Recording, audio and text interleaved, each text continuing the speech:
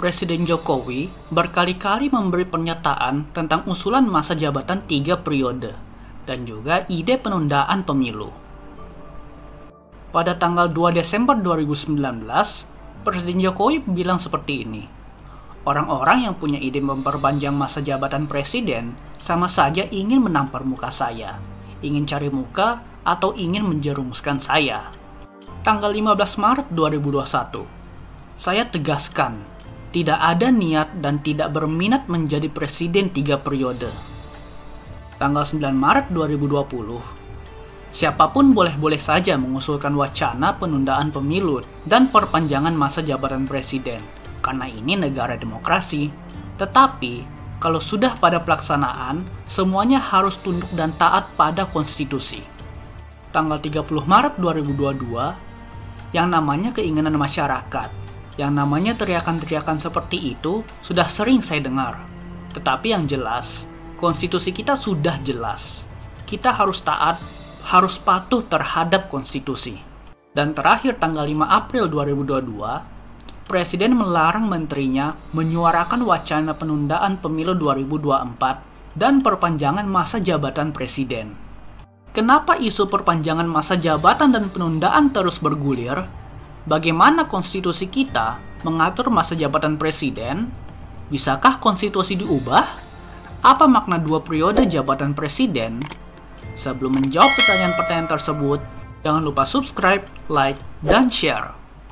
Isu penundaan pemilu 2024 dan perpanjangan masa jabatan presiden bergulir seperti bola salju, karena diwacanakan oleh Kabinet Presiden Jokowi sendiri dan oleh partai politik pendukung pemerintah. Setidaknya ada 3 Kabinet Jokowi yang menyuarakan ide ini, yaitu Menko Kemaritiman dan Investasi Luhut Panjaitan, Menko Perekonomian Airlangga Hartarto, serta Menteri Investasi dan Kepala BKPM Bahlil Lahadalia. Sementara ketua partai politik pendukung wacana ini adalah Ketua Umum Partai Golkar, lagi Airlangga Hartarto, Ketua Umum PKB, Muhaimin Iskandar, dan Ketua Umum PAN, Zulkifli Hasan. Selain itu, ada juga Direktur Eksekutif Indobarometer, Muhammad Qodari, yang mendukung Presiden Jokowi 3 periode, berpasangan dengan Prabowo Subianto. PDI Perjuangan, sebagai partai terbesar saat ini, menolak ide penundaan pemilu 2024 dan perpanjangan masa jabatan presiden. Megawati sebagai Ketua Umum PDIP tegas menolak. Masa jabatan presiden diatur secara jelas dalam pasal 7 UUD 1945 yang berbunyi, Presiden dan Wakil Presiden memegang jabatan selama 5 tahun dan sesudahnya dapat dipilih kembali dalam jabatan yang sama hanya untuk 1 kali masa jabatan. Dengan kata lain, masa jabatan presiden hanya 2 periode. Pembatasan masa jabatan presiden merupakan tuntutan reformasi tahun 1998 agar tidak terjadi lagi kekuasaan seperti Presiden Soeharto yang menjabat selama 32 tahun, atau seperti Presiden Soekarno yang dinobatkan sebagai presiden seumur hidup oleh MPRS tahun 1963. Karena itu, mahasiswa di berbagai daerah mulai turun ke jalan, menolak usulan presiden 3 periode. Pakar hukum tata negara dari UGM, Zainal Arifin Mokhtar, bahkan menyebut para pengusung 3 periode sebagai teroris konstitusi, tentu dengan tanda kutip. Tapi, bisakah konstitusi UUD 1945 diamandemen? Jawabannya tentu bisa, tapi syarat dan ketentuan berlaku.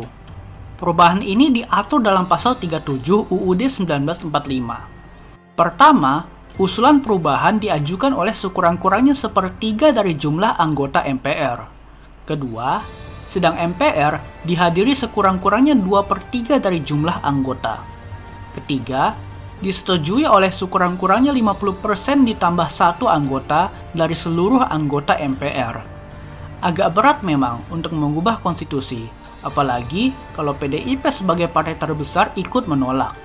Jadi, buat apa pusing-pusing urus amandemen konstitusi? Iya nggak sih? Para pengusung 3 periode perlu belajar dari Presiden pertama Amerika Serikat, George Washington. Setelah 2 periode menjabat sebagai presiden, George Washington memutuskan untuk tidak lagi maju pada pemilu berikutnya.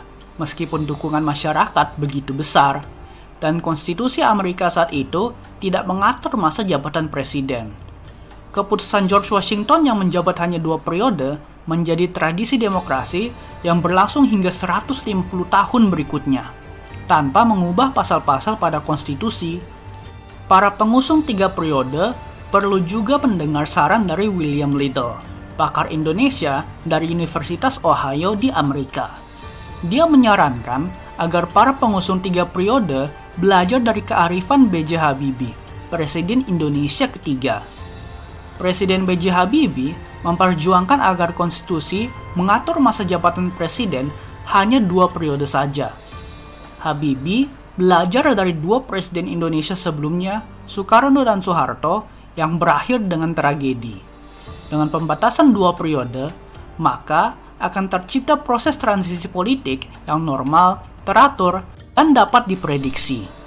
Jadi, 2 periode cukup.